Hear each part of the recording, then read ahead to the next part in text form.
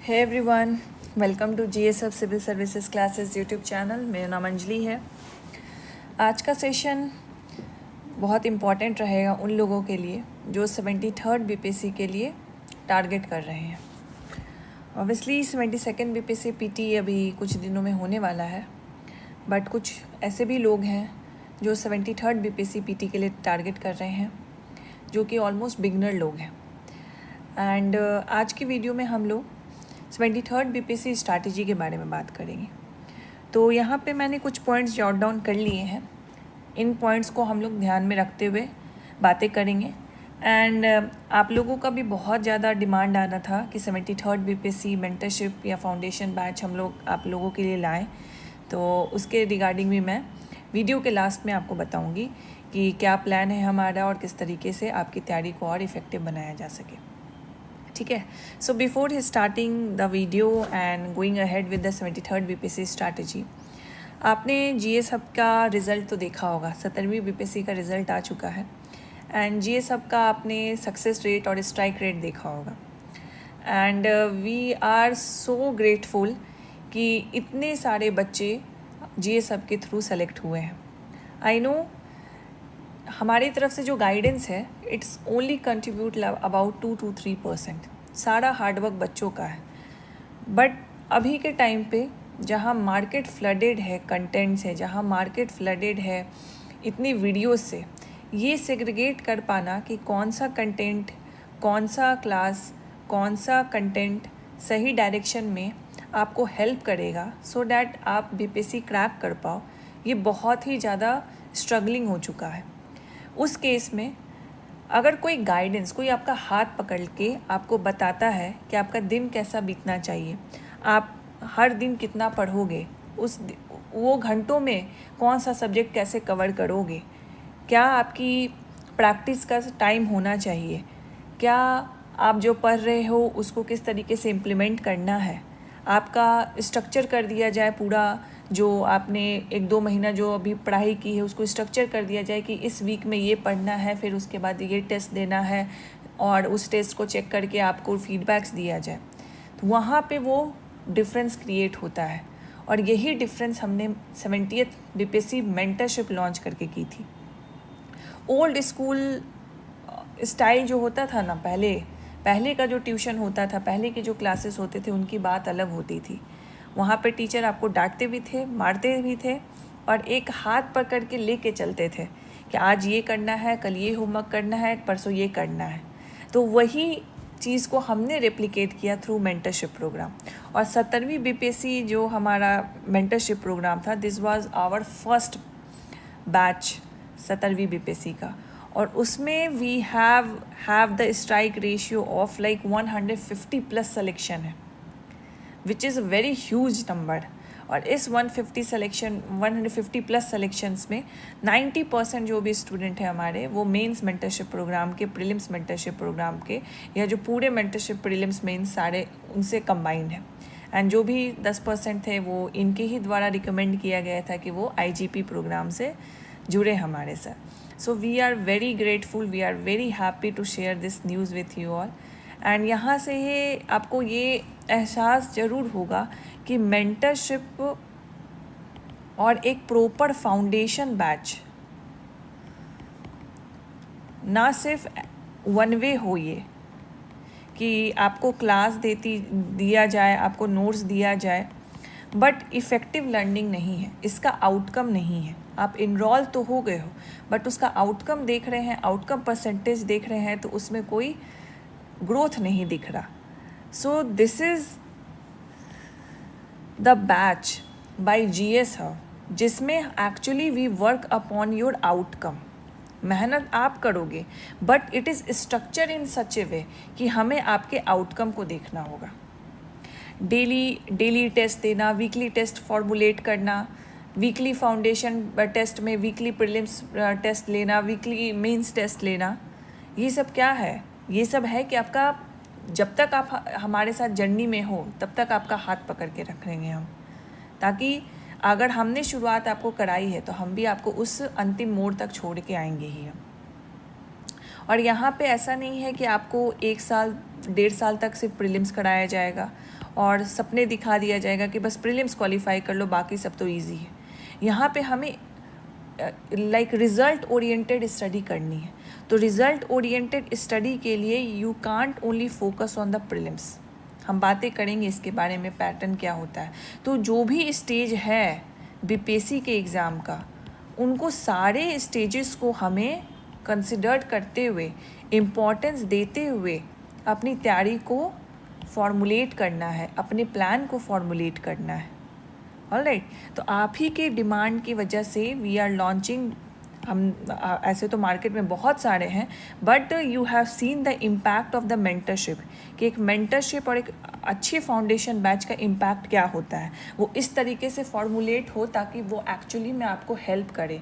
Daily आपको बता दे कि आपको पढ़ना क्या है, पढ़ने के बाद आपको क्या करना है, वीकली आपका टेस्ट ले ले, तब वहाँ से it will provide effective outcome to you.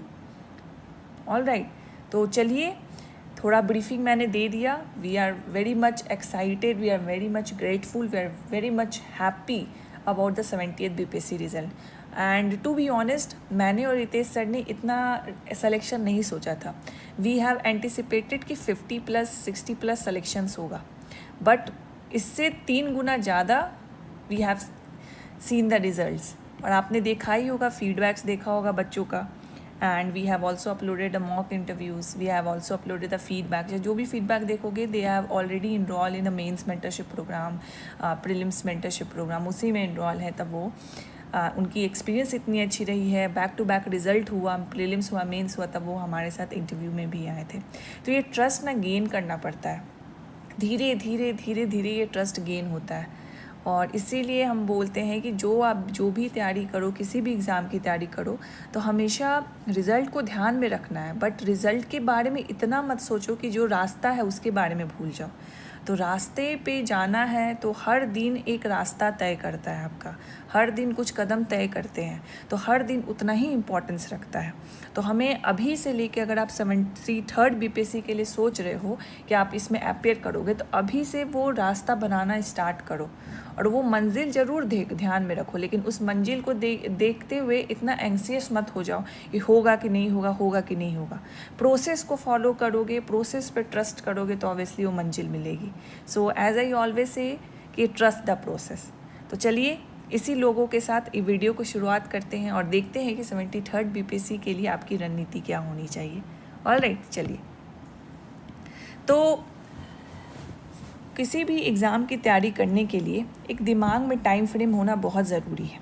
यहाँ पे हम लोग, जैसा सर बोलते हैं, रितेश सर बोलते हैं, पंचवर्षीय योजना नहीं करना हमें बहुत इफ़ेक्टिव लर्निंग करनी है। एक टाइम फ्रेम लेके चलना है कि इस टाइम फ्रेम में we have to complete our syllabus, और उसी टाइम फ्रेम में we have to prepare for the exam बहुत अच्छे से। एटलीस्ट उसका 80 to 90% तो हम कवरेज कर ही लें, ये हमारा गोल होना चाहिए। 100% लेके चलते हैं, but nothing is perfect in the world, but इतना तो हमें कर लेना चाहिए, 80 to 90% हमारा कवरेज होना चाहिए।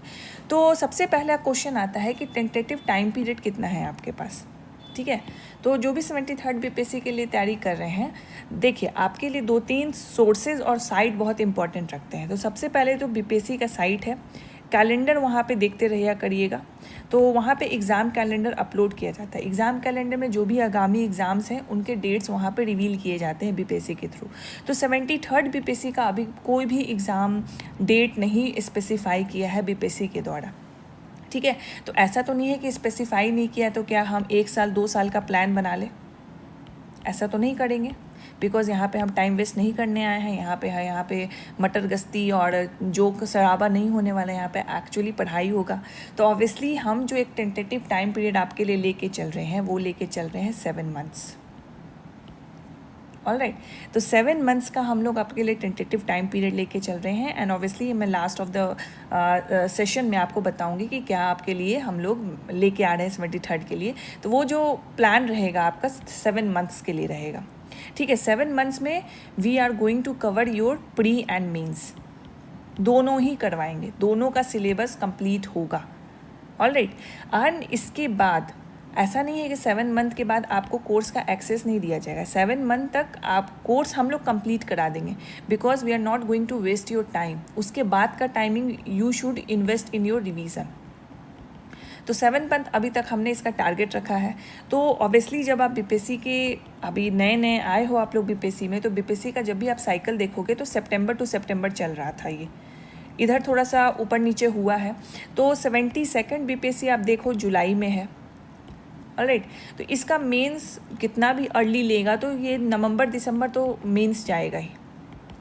अगर जुलाई में लेता है तो नवंबर दिसंबर या अगस्त या सितंबर भी रख लो, जाएगा।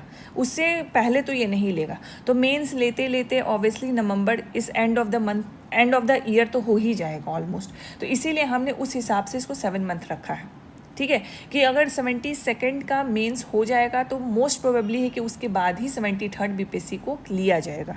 अगर आगे हो जाता है तो we will formulate this plan, उसको थोड़ा एक्सेलरेट करेंगे। अगर और भी नहीं कुछ आता है, बीपीएससी का कोई नोटिफिकेशन नहीं आता, कोई अता पता नहीं रहता, we will not extend this month. हमें 7 मंथ में कंप्लीट कर देना है, उसके बाद का time it will B for your revision, ठीक है। तो 7 मंथ प्लान रहेगा और 7th मंथ जो लोग खुद से भी करना चाहते हैं दिमाग में 7 मंथ रखिए कि 7 महीनों में मुझे ये कंप्लीट करना है अपना प्री और मेन 73rd बीपीएससी के लिए, ठीक है। लेकिन जो कोर्स है उसका वैलिडिटी रहेगा टिल योर मेंस एग्जामिनेशन।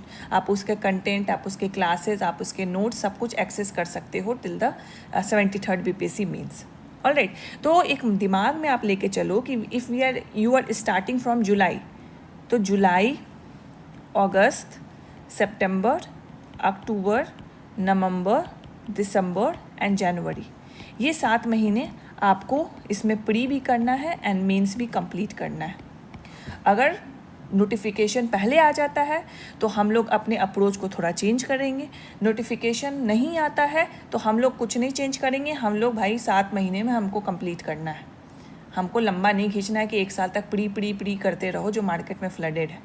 हमें कंप्लीट करना है सिलेबस, हमें एग्ज़ाम ओरिएंटेड पढ़ना है, हमें पीएचडी वाला नहीं पढ़ना, हमें ज्ञानी बाबा नहीं बनना, हमें जोक सराबा नहीं करना, ठीक है। चलिए अब नेक्स्ट आते हैं, तो थोड़ा एग्ज़ाम के पैटर्न को भी समझ लेते हैं because most of you are beginners. तो एग्ज़ाम पैटर्न आप जब बीपीएससी का देखोगे तो बीपीएससी आप पब्लिक सर्विस कमीशन है बेसिकली, ग्रुप बी ऑफिसर्स को सेलेक्ट करती है जो कि स्टेट गवर्नमेंट ऑफिसर्स रहेंगे। तो ये एग्ज़ाम जो है अपने बिहार में सबसे one of the top most exam है ये, क्योंकि आप डायरेक्ट स्टेट गवर्नमेंट ऑफिसर बन जाओगे, ग्रेड बी ऑफिसर बन जाओगे। तो ये एग्ज़ाम 3 स्टेजेस में होता है। पहला होता है प्री, दूसरा होता है मेंस एंड तीसरा होता है इंटरव्यू, ठीक है। प्री क्या होता है? प्रीलिम्स एग्ज़ाम, प्रिलिमिनरी एग्ज़ाम, मतलब पहला स्टेप आपको क्लियर करना है इसको। तो ये होता है ऑब्जेक्टिव एग्ज़ाम। ऑब्जेक्टिव एग्ज़ाम मतलब MCQ करना है आपको, क्वेश्चन दिया रहेगा, ऑप्शन दिए रहेंगे और उस ऑप्शन को टिक करना है आपको, और जो सही है उस पर टिक करके उसका OMR आपको फिल करना है। तो ये पैटर्न हो गया प्री का, ठीक है। सेकेंड होता है मेंस एग्ज़ाम, तो होता है वो रिटन एग्ज़ाम होता है। क्वेश्चन दिया रहेगा, उसका आंसर आपको लिखना है, ठीक है। जो आप क्लास 10, 12 जैसे आपने पास किया है, सब्जेक्टिव लिख के पास किया है, तो उस तरीके से ये रिटन एग्ज़ाम होता है। तो इसके पेपर भी हम लोग डिवाइड देखेंगे। एंड द लास्टली आपका होता है इंटरव्यू। तो इंटरव्यू बेसिकली आपकी पर्सनालिटी टेस्ट होती है, ठीक है। तो मान लीजिए अगर वैकेंसी आपकी निकलती है, 100 वैकेंसी है, तो प्री में तो पता नहीं कितने लोग बच्चे, जितने बच्चे फॉर्म भरेंगे उतने लोग प्री देंगे। अब ये 100 वैकेंसी है, ठीक है। तो जो मेंस कितने लोग लिखेंगे, तो इसका ऑलमोस्ट 10 गुना लोग लिखते हैं मेंस।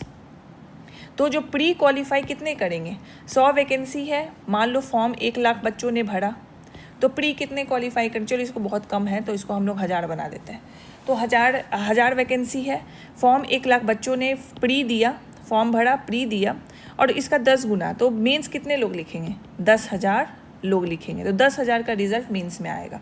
एंड जो इंटरव्यू, जो मेंस क्वालिफाई करेंगे, और इंटरव्यू कितने लोग देते हैं? ऑलमोस्ट इसका 2.5 गुना लोग इंटरव्यू देते हैं, ठीक है।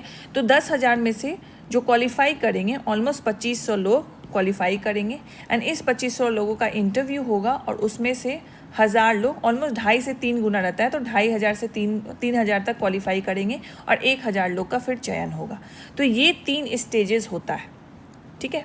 अब ये 3 स्टेजेस में जो प्री होता है उसको बस पास करना होता है, उसका कोई मार्क्स जो होता है वो यूज़ नहीं आता आपके फाइनल सिलेक्शन में, ठीक है। इसको बस आपको पास करना है। तो मान लो 1 लाख बच्चों ने फॉर्म भरा, ठीक है। क्वेश्चन के डिफ़िकल्टी लेवल के अकॉर्डिंग वैकेंसी कितनी है उसके अकॉर्डिंग एक कट ऑफ तैयार होता है।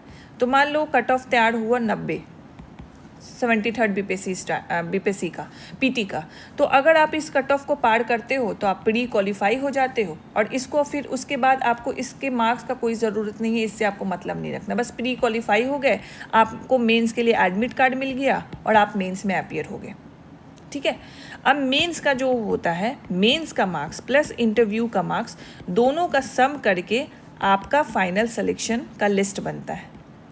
फाइनल पीडीएफ में आप रहोगे कि नहीं रहोगे, ऑफिसर बनोगे कि नहीं बनोगे, ये दोनों का मार्क्स जोड़ के होता है, ठीक है। तो अगर इन दोनों का अगर हम लोग रेशियो देखें तो मेंस का वेटेज आपका ज़्यादा रहेगा, ठीक है। तो प्री क्या है, सिर्फ क्वालिफाइंग है।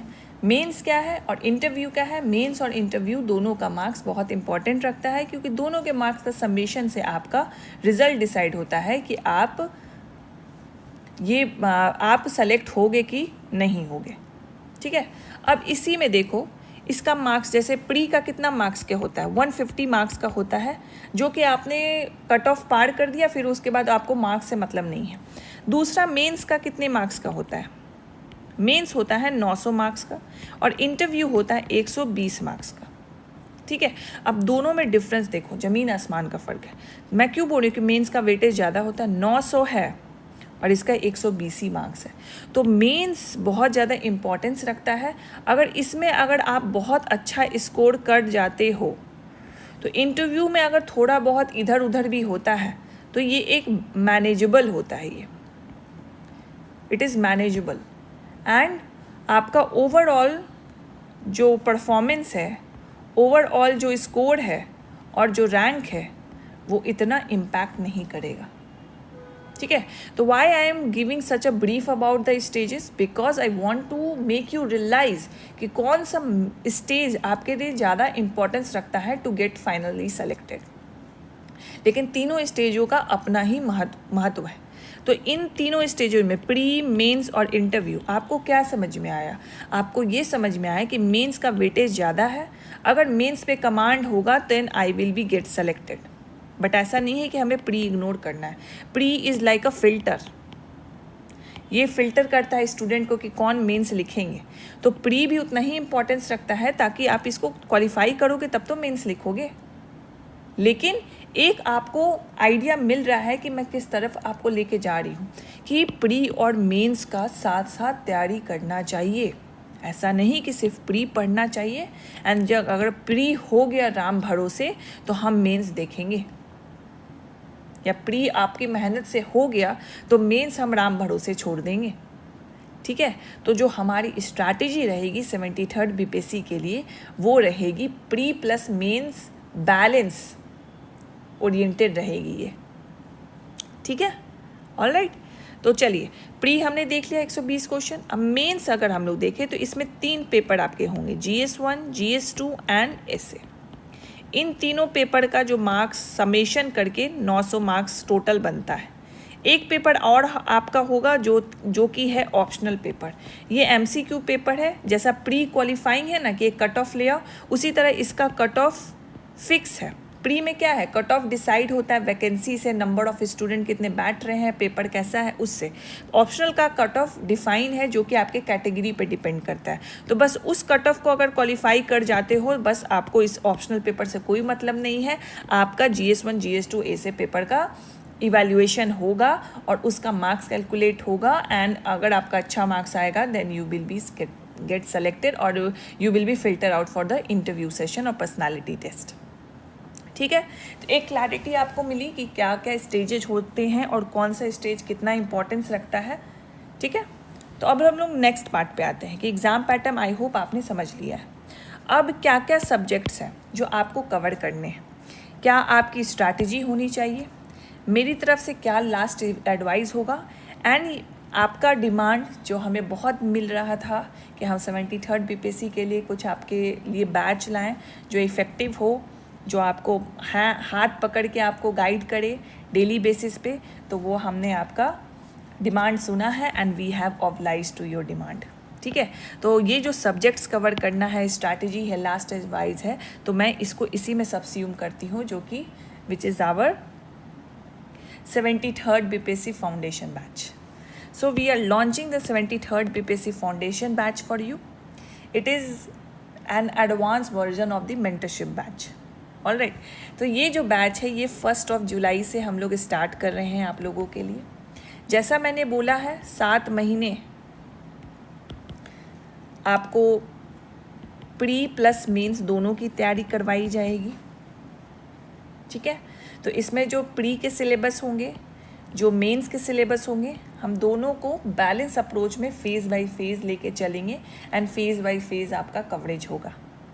ठीक है, तो इसमें obviously we are providing you the week topics. Weeks में कौन कौन से टॉपिक आपको करवाए जाएंगे. पर डे हम आपका 2 क्लासेस लेंगे. फाउंडेशन बैच है. We are also providing most like comprehensive classes जो कि बीपीएससी टॉपर्स के द्वारा ही लिए गए हैं, बीपीएससी सेलेक्टर्स के ही द्वारा लिए गए हैं. जो सेलेक्ट हो चुके हैं बीपीएससी में उनके ही द्वारा हमने क्लासेस करवाए हैं. मैंने खुद भी लिए हैं, कुछ और सेलेक्टेड हैं जो बीपीएससी में हैं और सेलेक्टेड हैं पहले से and they are taking the daily classes for you. तो हम आपको इसमें डेली क्लासेस करवाएंगे. 2 डेली क्लासेस रहेंगे आपका. एक प्री ओरिएंटेड रहेगा, एक मेंस ओरिएंटेड क्लासेस आपका रहेगा.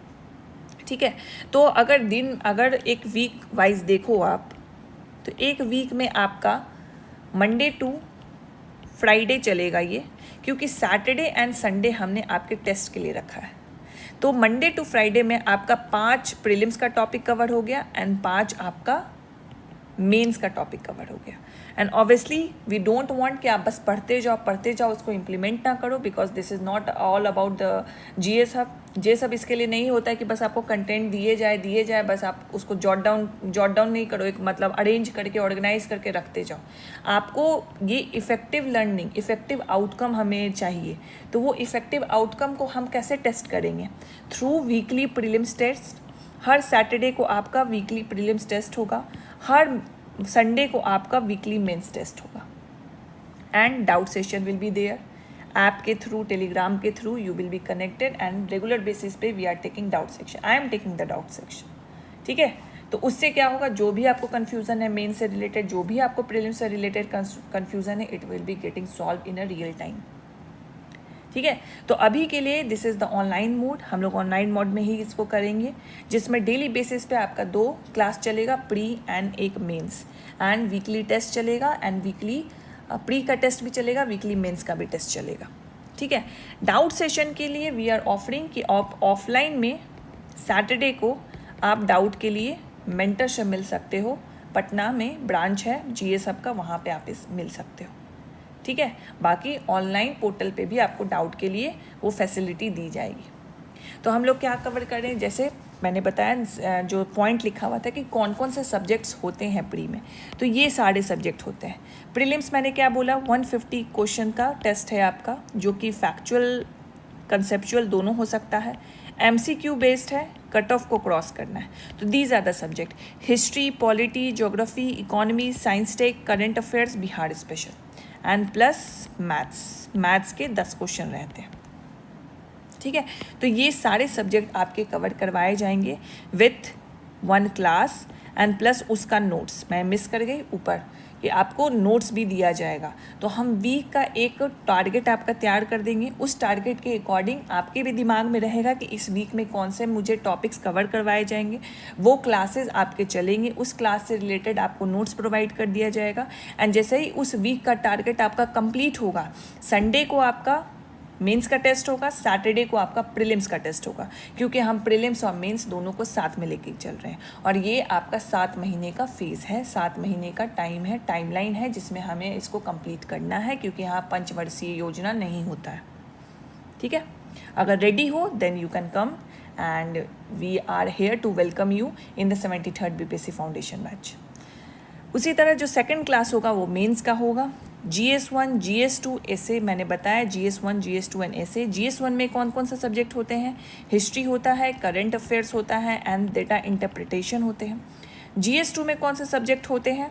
पॉलिटी है, जियो एंड इको है एंड साइंस टेक है एंड ऐसे है। ऐसे में आपके 3 सेक्शन पूछे जाते हैं जो कि फिलोसफिकल हो सकता है, स्टैटिक टॉपिक हो सकता है एंड बिहार इडियम्स एक सेक्शन 3 में आपसे पूछा जाता है। तो जब हम लोग मेंस की क्लासेस करेंगे तो I will give the topic list ahead of you कि GS1 के हिस्ट्री में कौन कौन से टॉपिक आपको कवर करवाए जाएंगे, उसका हम लोग वीकली टॉपिक लिस्ट आपको देंगे। वही वीकली टॉपिक लिस्ट के अकॉर्डिंग आपका लेक्चर जाएगा, लेक्चर के साथ आपका नोट्स जाएगा और जैसे ही आपका 5 टॉपिक कंप्लीट हुआ एक वीक में, संडे को टेस्ट होगा आपका। ठीक है, तो ये बहुत ही इफ़ेक्टिव प्लान है। अगर आप खुद से भी फॉलो कर सकते हो, it is like very effective and productive for you कि आपने पढ़ा एंड उसको आपने इम्प्लीमेंट किया, उसको खुद ही टेस्ट कर लिया। दिक्कत क्या होती है जब बच्चे BPSC और किसी भी CSE एग्ज़ाम के लिए तैयारी करते हैं, लिखना ही नहीं चाहते, क्वेश्चन बनाना ही नहीं चाहते। प्रीलिम्स के तो MCQ मार भी लें, मतलब मेंस का तो लिखना ही नहीं चाहते। वो हेजिटेशन, वो नर्वसनेस, वो सब में रहता है, मेरे अंदर भी था। But once you get the hint and once you get the essence behind the mains answer writing, वो सबसे ईजी लगने लगता है। प्रीलिम्स हार्ड लगेगा, फिर मेंस बहुत ईजी लगने लगेगा। अगर वो आइडिया पकड़ लोगे ना कि किस तरीके से मेंस का आंसर लिखा जाता है, वो एनालिटिकल स्किल आ जाती है, वो एनालिसिस करने की क्षमता आ जाती है कि एक टॉपिक दिया उसको कैसे कैसे तोड़ के आप पॉइंट्स निकालने लगोगे। ठीक है, तो ये कैसे आएगा? कंटेंट पहले पढ़ना है, फिर आंसर राइटिंग करना है। तो ऑब्वियसली जब पहला आंसर आप अगर लिखोगे, आपको बहुत ख़राब लगेगा कि आपने क्या लिखा है, बहुत ख़राब लगेगा। बट इसको इम्प्रूव करने के लिए किसी की तो हेल्प चाहिए ना। We will provide you the detail feedback, we will provide you the model answer कि इस तरीके से लिखो। ये फीडबैक हम देंगे कि अरे ऐसे नहीं लिखना है, यहाँ पे डायग्राम डाल सकते थे, इंट्रो इतना छोटा नहीं है, थोड़ा बड़ा हो सकता है, इतना बड़ा नहीं, थोड़ा छोटा हो सकता है, पॉइंट्स में लिखना है, कंक्लूज़न लिखना है, कंक्लूज़न इज़ मस्ट, सारे डायमेंशंस को कवर करना है, जितना पार्ट क्वेश्चन में पूछा गया उसको लिखा है कि नहीं लिखा है, ये सब फिर कौन बताएगा? बिगनर हो, it will be very difficult for you. लेकिन वहीं पे कोई आपको एक मेंटर है जो पहले से सेलेक्टेड है, मैं हूँ जो पहले से सेलेक्टेड हूँ, अगर वही आपको गाइड कर देते हैं, it will be very easy for you. जो मुझे नहीं मिला था, I try during the 70th BPSC, during the 71st BPSC as well and during 72nd जो अभी चल रहा है, कि मैं वो हेल्प कर पाऊँ आपको जो मुझे कहीं ना कहीं मिसिंग था। क्योंकि इतना कंटेंट तो पहले था नहीं, तो गाइडेंस तो छोड़ ही दो, कंटेंट ही नहीं था तो गाइडेंस। अब तो कंटेंट का भरमार है, लेकिन इतना इररिलेवेंट कंटेंट है कि उसमें चूज़ करने में दिमाग का दही हो जाता है। तो we are making it simpler for you कि गाइडेंस के साथ साथ नोट्स देखो एंड देखो, खुद देखना, PYQ एनालाइज करोगे ना, PYQ बनाओगे ना, एंड जो हम शुरुआत के जो टेस्ट आपका लेंगे वो तो PYQ बेसिस पे लेंगे। तो पहले तो तुम BPSC का क्वेश्चन सॉल्व करो, पहले हम चाहते हैं कि हम पे ट्रस्ट गेन करो, ये प्रोसेस पे ट्रस्ट गेन करो, एंड देन उसके बाद आपका हम लोग एप्टीट्यूड बिल्ड करने का कोशिश करेंगे, टाइम मैनेजमेंट बिल्ड करने का कोशिश करेंगे। तो this is like hand to hand guidance for you, जो हाथ पकड़ के बताना है और फाइनली आपको BPSC CSE एग्ज़ाम को क्रैक करवाना है। ठीक है, the next feature obviously it is about the test. Saturday को टेस्ट होगा प्रीलिम्स का, 50 क्वेश्चन का हम लोग आपका टेस्ट लेंगे, 5 टॉपिक कंप्लीट होगा, 50 क्वेश्चन का आपका न्यू सेट ऑफ क्वेश्चन हो जाएगा। देन मेंस टेस्ट हम लोग संडे को लेंगे, 5 क्वेश्चन उसमें भी हम आपको करवाएंगे, और जिसमें शॉर्ट भी होगा लॉन्ग भी होगा, दोनों मिक्स करके देंगे, ताकि आप शुरुआत से ही पहले वीक के कंप्लीशन से ही आप टेस्ट लिखना स्टार्ट कर दो। जहाँ लोग लिखते नहीं हैं प्रीलिम्स के बाद भी, जब एग्ज़ाम होने वाला है मेंस का, उसके एक वीक पहले कोई एक फुल लेंथ टेस्ट लिख देते हैं, आप अभी से ही टेस्ट लिख रहे हो, वो भी मेंस की आंसर राइटिंग कर रहे हो।